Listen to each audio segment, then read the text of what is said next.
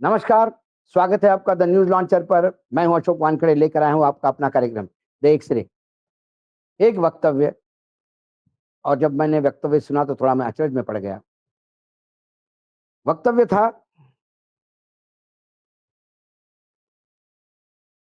कि आंध्र प्रदेश के मुख्यमंत्री और तेलुगु देशम पार्टी के सुप्रीमो चंद्रबाबू नायडू को देश का कद्दावर नेता बताया और भरोसा जताया कि वो उपराष्ट्रपति चुनाव में राष्ट्रीय हित में सही फैसला लेंगे। ये वक्तव्य जब मैं आपके सामने कह रहा हूं तो कई लोग सोचेंगे तो उसमें कौन सी बड़ी बात है। वो कद्दावर नेता हैं, उनके बैसाखियों पे केंद्र सरकार चल रही है। आंध्र प्रदेश जैसे राज्य के मुख्यमंत्री है। आंध्र प्रदेश को कारपोरेट कल्चर में लाने वाले वो हैं। हैदराबाद को आईटी हब बनाने वाले लोग हैं। बड़े सपने देखने वाले चंद्रबाबू नायडू है। तो ये कद्दावर नेता तो और हमेशा राष्ट्रीय हित में वो फैसले लेते आ रहे हैं। लेकिन मैंने एक्सरे से इस वक्तव्य को इसलिए देखा कि ये वक्तव्य था बी सुदर्शन रेड्डी, जो इंडिया ब्लॉक के उपराष्ट्रपति पद के उम्मीदवार हैं। देश की राजनीति में उपराष्ट्रपति चुनाव को लेकर हलचल तेज है। विपक्षी इंडिया ब्लॉक की ओर से सुप्रीम कोर्ट के पूर्व न्यायाधीश बी सुदर्शन रेड्डी को उम्मीदवार बनाया गया। उन्होंने हाल ही में जो बयान दिया वो मैंने आपके सामने बताया। उन्होंने आगे कहा कि उन्हें नायडू पे विश्वास है और ट्विस्ट एंड टर्न का उन्होंने जिक्र किया। चंद्रबाबू नायडू की पार्टी टीडीपी ने पहले ही एनडीए उम्मीदवार और महाराष्ट्र के राज्यपाल सीपी राधाकृष्णन को उपराष्ट्रपति चुनाव को समर्थन देने का ऐलान कर चुके हैं। फिर भी सुदर्शन रेड्डी ने संकेत दिए कि नायडू राजनीति में अप्रत्याशित फैसले लेने के लिए जाने जाते हैं। उन्होंने पहले भी कई ट्विस्ट एंड टर्न लिए हैं। रेड्डी के इस बयान की चर्चा होने लगी कि क्या चंद्रबाबू नायडू उपराष्ट्रपति चुनाव में खेल कर सकते हैं। ये एक चैनल को इंटरव्यू देते हुए उन्होंने कहा, और उनके शब्द थे, चंद्रबाबू नायडू एक दूरदर्शी और कद्दावर नेता है। वह जानते हैं कि देश हित में क्या करना है। उन्होंने पहले भी कई मौके पर सही फैसले लिए हैं। भारतीय राजनीति के क्षितिज पर उन्होंने कई बार ट्विस्ट एंड टर्न दिए हैं। अब सवाल यह है कि टीडीपी ने कहा कि हम एनडीए के साथ हैं। रेड्डी साहब कह रहे हैं कि भले ही बोला होगा, ट्विस्ट एंड टर्न भी हो सकता है।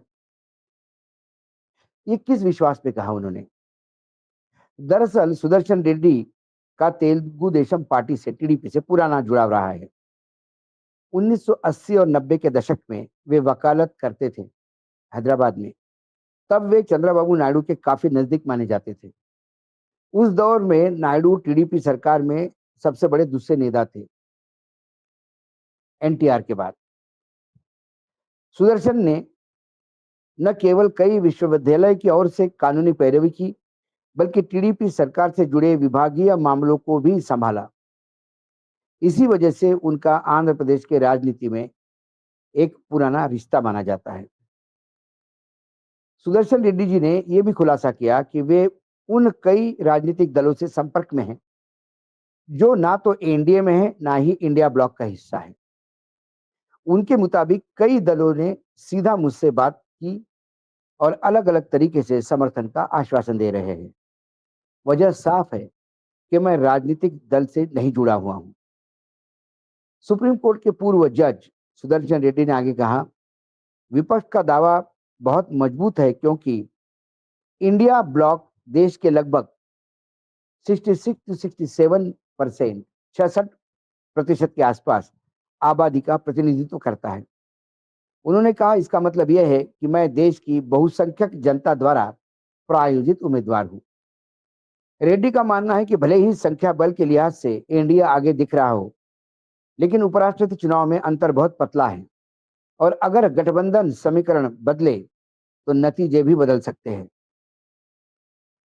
सुदर्शन रेड्डी ने यह भी साफ किया कि यह चुनाव राजनीति के लिए नहीं, बल्कि संविधान की यात्रा को आगे बढ़ाने के लिए चुना है। उन्होंने कहा, मेरा सफर संविधान के साथ एक 1971 में शुरू हुआ, जब मैंने वकील बनने के बाद इसकी शपथ ली थी। फिर जज और फिर मुख्य न्यायाधीश के रूप में भी मैंने संविधान की रक्षा का संकल्प लिया। फिर वो सर्वोच्च न्यायालय में न्यायमूर्ति बने, तब भी शपथ ली। उपराष्ट्रपति का पद उसी यात्रा का हिस्सा है। वकील, जज, हाईकोर्ट मुख्य न्यायाधीश, फिर सुप्रीम कोर्ट जज और फिर उपराष्ट्रपति। उन्होंने कहा कि एक वही यात्रा की एक कड़ी है। यह राजनीतिक नहीं, बल्कि उच्च संवैधानिक पद है। उपराष्ट्रपति चुनाव को लेकर मुकाबला दिलचस्प होती जा रहा है। जहां एनडीए अपने गठबंधन के बल पर आत्मविश्वास के साथ भरा है, वहीं इंडिया ब्लॉक का मानना है कि नायडू जैसे नेता और अन्य छोटे दल अगर अपना रुख बदले तो खेल पलट भी सकता है। अब इसमें एक बात और, उपराष्ट्रपति चुनाव में व्हिप जारी नहीं होता। अंतरात्मा की आवाज पर वोट दिए जाते हैं। कई जगह गठबंधन का धर्म निभाते हुए चंद्रबाबू नायडू ने कह दिया होगा या कह देंगे कि हम एनडीए के साथ हैं, लेकिन उनके सांसदों ने तेलुगु बिड्डा या तेलुगु प्राइड पर यदि रेड्डी का साथ दिया, तो जहां 32 मात्र मतों का गैप है, वो 35 से 38 मत यदि स्विंग हो जाए तो ये गैप डबल हो जाएगा और एनडीए गठबंधन के लिए ये बहुत बड़ी चुनौती होगी।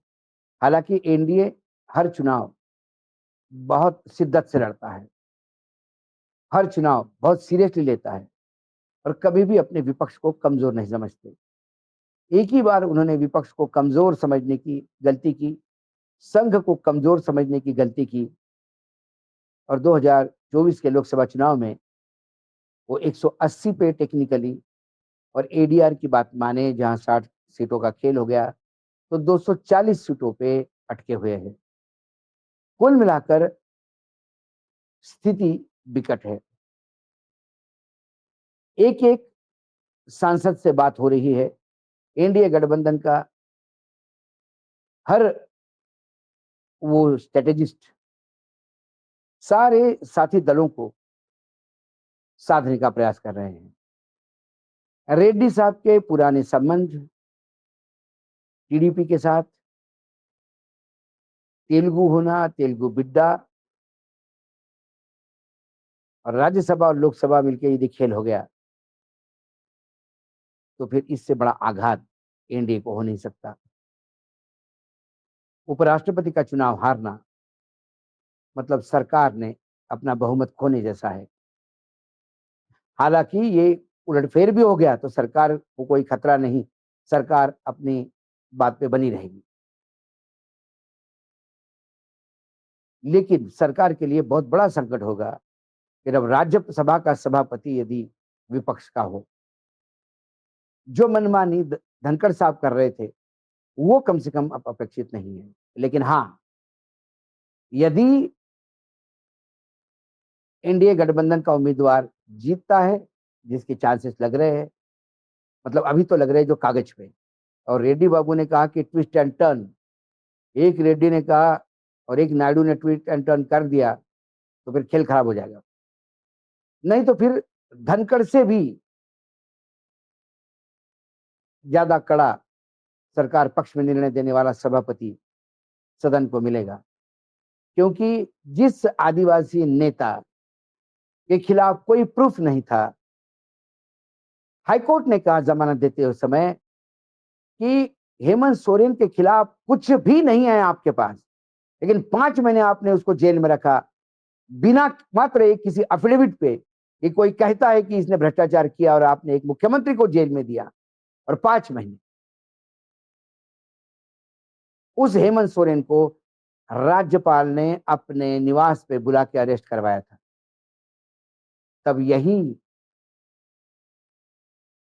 जो अभी वर्तमान में उम्मीदवार है एनडीए के, यही झारखंड के राज्यपाल हुआ करते और उनका बख्शिश उनको ये मिला उस छोटे के राज्य के बाद वो महाराष्ट्र जैसे बड़े राज्य में राज्यपाल बनाए गए। देखते हैं, एक सिरे से बहुत सारी चीज़ें दिख रही हैं, लेकिन मैंने कहा ना कि जैसे-जैसा समय नज़दीक आएगा मतदान का, वैसा-वैसा तापमान बढ़ेगा। क्योंकि कौन कब क्या करेगा, इसके लिए कोई भी आज आश्वस्त नहीं, हम भी नहीं। आज एक्स-रे में इतना ही, कल फिर आता हूँ किसी विषय के साथ, तब तक के लिए नमस्कार, देखते रहिएगा द न्यूज़ लॉन्चर।